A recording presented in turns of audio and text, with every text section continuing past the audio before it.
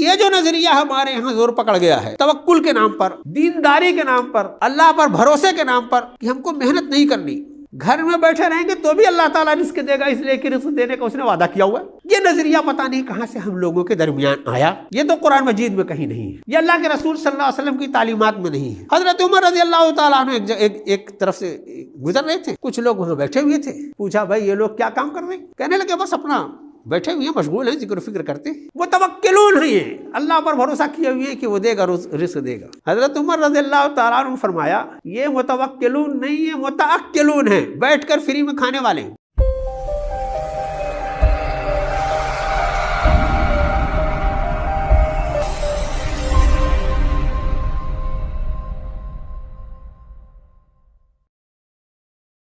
الحمدللہ رب العالمین والصلاة والسلام علی رسولہ الامین وعلی آلہ واصحابہ اجمعین الی یوم الدین۔ اما بعد، قال اللہ تعالی فی کتابہ المجید اعوذ باللہ من الشیطان الرجیم هو الذی جعل لکم الارض ذلولا فامشوا فی مناکبها وکلوا من رزقہ والیہ النشور۔ وقال رسول اللہ صلی اللہ علیہ وسلم طلب کسب الحلال فریضہ بعد الفریضہ۔ برادران اسلام، انسانی زندگی کے لیے سرمایے کی ضرورت ہوتی ہے، اور کوئی بھی ذی حیات ہو پیدا ہوتے ہی پہلے اس کو کھانے کی ضرورت ہوتی ہے، غذا کی ضرورت ہوتی ہے، جینے کے لیے اور بہت سے سامان کی ضرورت ہوتی ہے۔ رزق کی طلب یہ فطرت میں ودیت کی ہے اللہ تعالیٰ نے ہر ذی حیات کے۔ اللہ تعالیٰ نے سب کے رزق کا ذمہ بھی لے رکھا ہے کہ وہ سب کو رزق عطا کرے گا، جینے کا سامان دے گا۔ اس رزق کے تعلق سے انسانی معاشرے میں بڑی بے اعتدالی پائی جاتی ہے۔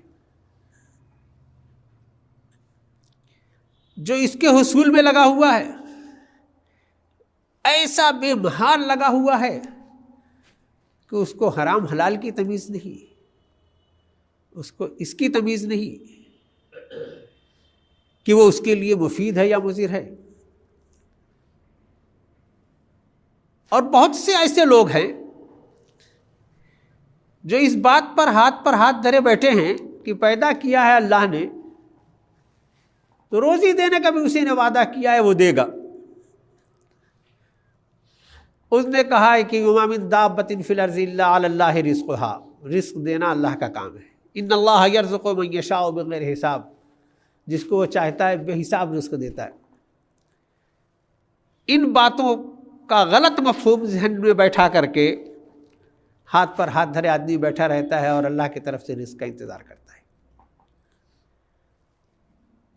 اسلام نے، قرآن نے، پیارے رسول صلی اللہ علیہ وسلم نے اس سامان زندگی کے حصول کے لیے بھی بہت واضح ہدایات دی۔ یہ بتایا کہ اس کی خود حیثیت کیا ہے، مال کی حیثیت کیا ہے، مال کیسے حاصل کیا جائے گا، مال کہاں خرچ کیا جائے گا، زندگی میں اس کی کتنی اہمیت ہے، معاشرے میں اس کی کتنی اہمیت ہے، انسان کی اپنی زندگی کے لیے اس کی کتنی اہمیت ہے، اس کے ایمان کی بقا کے لیے، اس کے معاشرے کے احیا کی اور ترقی کے لیے کتنی ضرورت ہے۔ ان سب باتوں کی قرآن اور حدیث میں بڑی واضح تعلیمات ہیں۔ مال کے بارے میں تو قرآن مجید نے کئی جگہ یہ کہا ہے کہ یہ اللہ کا فضل ہے، کئی جگہ اللہ تعالیٰ نے اسے خیر سے، بہت اچھی چیز سے تعبیر کیا ہے۔ قرآن مجید میں یہ حکم ہے کہ اللہ تعالیٰ نے زمین کو، تہے زمین، تہے سمندر، بے شمار وسائل تمہارے لیے رکھے ہیں، اس کو تلاش کرو، اس کے لیے محنت کرو، جستجو کرو، توانائیاں لگاؤ اپنی۔ اللہ کے رسول صلی اللہ علیہ وسلم نے یہ حکم فرمایا کہ یہ جو فرائض ہمارے ہیں نماز روزہ حج زکوٰۃ، اسی طرح حلال رزق کمانا بھی ہر انسان پر فرض ہے۔ بیٹھے رزق کا انتظار کرنا یہ صحیح نہیں ہے۔ رزق کی راہ میں جدوجہد کرنا، اس کے لیے کوشش کرنا، توانائی لگانا یہ ضروری ہے۔ سورہ مزمل ہم لوگ اکثر پڑھتے ہیں، سورہ مزمل کی آخری جو بڑی آیت ہے اس میں اللہ تعالیٰ نے کئی گروہ کو اپنا پسندیدہ بندہ بتایا ہے۔ ان میں ایک یہ ہے کہ وآخرون یضربون یبتغون من فضل اللہ، اللہ کے فضل کی تلاش میں جو نکلتے ہیں وہ اللہ کو محبوب ہے۔ اللہ کے رسول صلی اللہ علیہ وسلم کے پاس ایک صحابی حاضر ہوئے تو انہوں نے یہ کہا کہ حضور کچھ بھی نہیں ہے، کھانے کے لیے بھی کچھ نہیں ہے، کچھ دے دیجیے۔ آپ نے پوچھا کچھ تو تمہارے گھر میں ہوگا، کوئی چیز ہے؟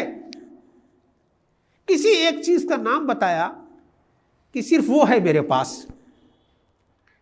وہ شاید کوئی پیالہ تھا یا کوئی اور چیز جو صحیح مجھے یاد نہیں اس وقت۔ اللہ کے رسول صلی اللہ علیہ وسلم نے کہا جاؤ وہی لاؤ۔ انہوں نے کئی ہلا والا کیا تو وہی تو ایک چیز ہے، اور اسی سے میں یہ کرتا ہوں ان کا وہی لاؤ۔ جب وہ لے آئے تو ان کا لے جاؤ، اس کو بازار میں بیچو اور اس کے بدلے ایک کلہاڑی خرید کر کے لے آؤ۔ وہ بندہ اسے بیچ کر کے جب ایک کلہاڑی خرید کر کے لے آئے تو اللہ کے رسول صلی اللہ علیہ وسلم نے اس کا بیچ اپنے ہاتھ سے لگایا اور کہا کہ اب جاؤ جنگل میں،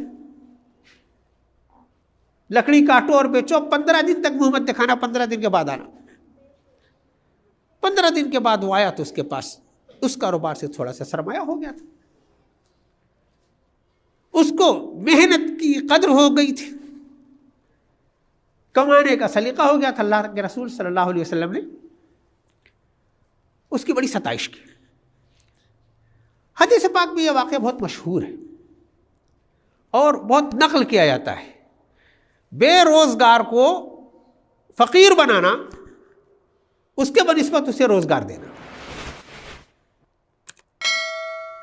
ہم لوگوں کے کئی مرتبہ ہمارے ہاں جو سردار قوم ہے سکھ برادری کی، ان کی مثالیں پیش کی جاتی ہیں کہ ان کا کوئی آدمی اگر اپنے کسی آدمی کو بھیک مانگتا دیکھتا ہے تو اسے سزا دیتا اور لے جا کر کے کاروبار پر لگاتا ہے۔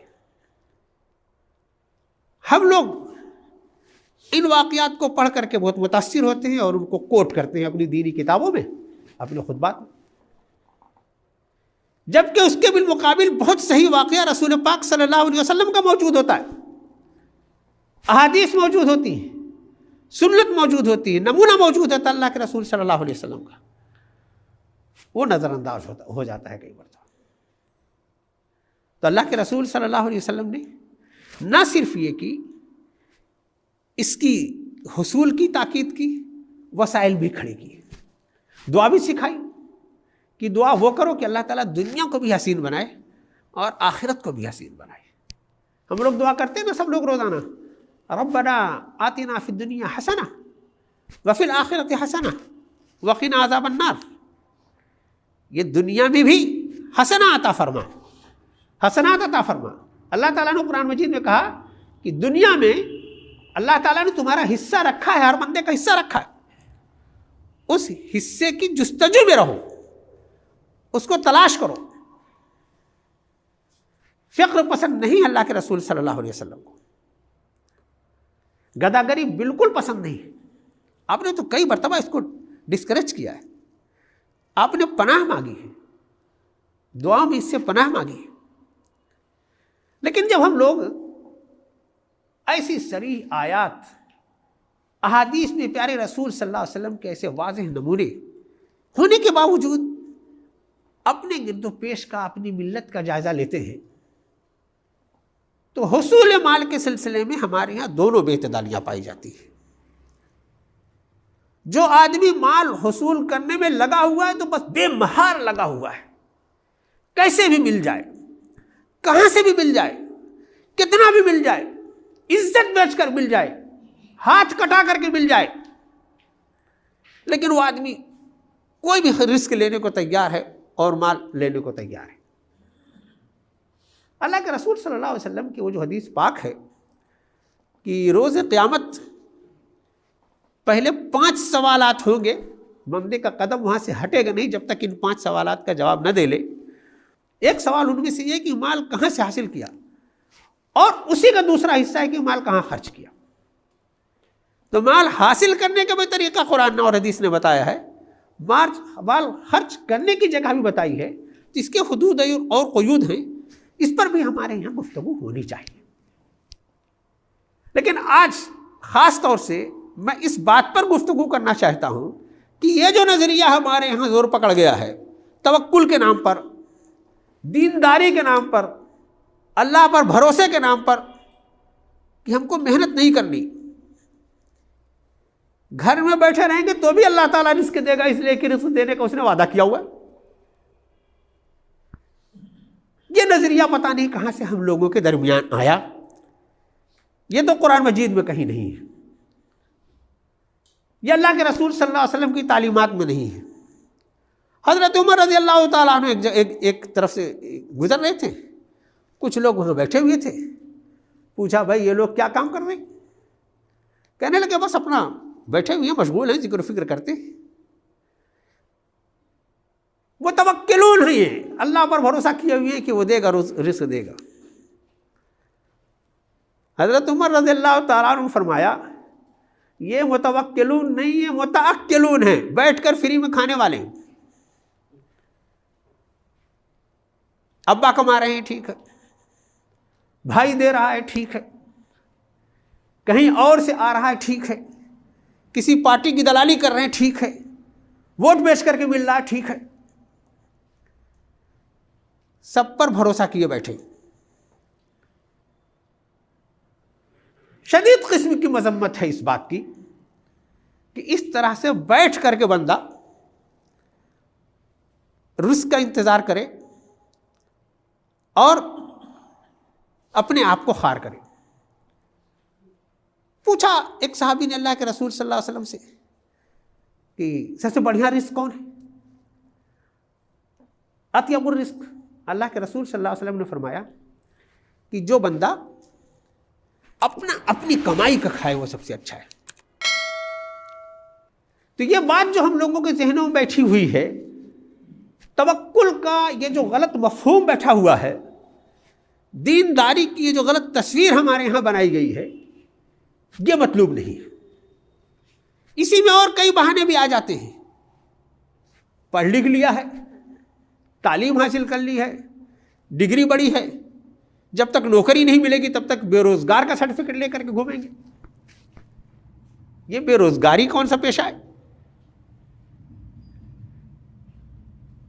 ہم لوگوں کے پاس تو ساری تاریخیں ہیں نا، انبیاء کرام کی تاریخ ہے، پیارے رسول صلی اللہ علیہ وسلم کی تاریخ ہے، صحابہ کرام کی زندگیاں ہیں۔ کیا ان میں سے کوئی بھی بیٹھا رہا بے روزگاری پنشن کے انتظار میں، یا جب سرکار روزگار دے گی یا بیت المال روزگار دے گا تب روزگار ملے گا؟ جد تو جہد تو سب نے کی۔ پیارے رسول صلی اللہ علیہ وسلم تو بہت چھوٹے تھے نا جب آپ نے بکریاں چرانی شروع کی، جب آپ سامان تجارت لے کر کے گئے۔ نبوت کے بعد بھی آپ نے کسب معاش میں دلچسپی لی۔ تو یہ بہت بنیادی چیز ہے کہ اس میں آدمی اپنا جد و جہد کرے اور وقت لگائے، ہر انسان۔ یہ ہمارے یہاں ایک اور طریقہ ہے کہ ایک بڑا گھر کا کماتا ہے، باقی سب لوگ بیٹھ کر کے کھاتے ہیں۔ یہ بھی کہیں کوئی دینی شرعی نظریہ نہیں۔ سب کو اللہ تعالیٰ نے ہاتھ پیر دیا ہے، سب کو توانائی دی ہے، سب کو جد و جہد کرنی چاہیے۔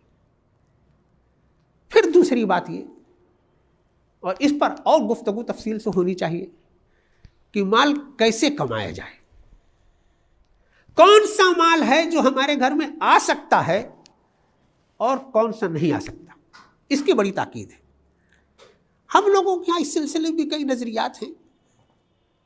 کوئی اگر مردار ہم کو کھلا دے، گوشت پتہ چل جائے کھانے کے بعد کہ ہم نے جو کھایا ہے وہ مردار ہے، تو ہم کو الٹی ہو جائے گی، قے ہو جائے گی کہ ہم نے یہ سمجھا گا کہ ہم نے حلال کھا لیا۔ بوٹی حلال ہونی چاہیے، یہ نظریہ ہمارے یہاں۔ روٹی بھی حلال ہونی چاہیے، روٹی بھی حلال پیسے سے آنی چاہیے، تعلیم بھی ہماری حلال ہونی چاہیے، بیمار کا علاج بھی حلال پیسے سے ہونا چاہیے، اور تمام چیزوں میں حلال کی ہمارے پاس اہمیت ہو۔ ان باتوں کا بھی ہمارے یہاں تذکرہ نہیں ہے، لمبا موضوع ہے یہ، بہت سے اس کے پہلو ہیں، باقی چیزوں پر انشاءاللہ آئندہ گفتگو ہوگی۔ دعا فرمائیں کہ اللہ تعالی ہم سب کو رزق کے تعلق سے جد و جہد کرنے کی توفیق عطا فرمائے، ہاتھ پیر چلانے کی توفیق عطا فرمائے، محنت کرنے کی توفیق عطا فرمائے۔ مالدار بننا یہ بالکل کوئی برائی نہیں ہے، بہت مستحسن ہے۔ حضرت عثمان رضی اللہ تعالیٰ عنہ کے پاس بہت سرمایہ تھا، ایسے لوگوں کے اللہ کے رسول صلی اللہ علیہ وسلم نے بڑی ستائش کی ہے۔ اللہ کے رسول صلی اللہ علیہ وسلم نے یہ بھی تو فرمایا کہ بڑھیا سعادت مند آدمی وہ ہے جس کے پاس اچھا سا مکان ہو، جس کا اچھا سا پڑوسی ہو، جس کے پاس اچھی سواری ہو۔ مسکینیت مطلوب نہیں ہے، فقر مطلوب نہیں۔ اللہ تعالیٰ ہمیں فقر سے بچائے، تنگ دستی سے بچائے، اور اپنا فضل عنایت فرمائے کہ اس نے خود وعدہ کیا ہے کہ وہ فضل عطا کرنے والا ہے۔ جد و جہد کرنا ہمارا کام ہے، فضل عطا کرنا اس کا کام ہے۔ بارک اللہ لنا ولکم فی القرآن العظیم ونفعنا وإیاکم بالآیات والذکر الحکیم، انہ تعالی جواد کریم بلکم بر الرؤوف الرحیم۔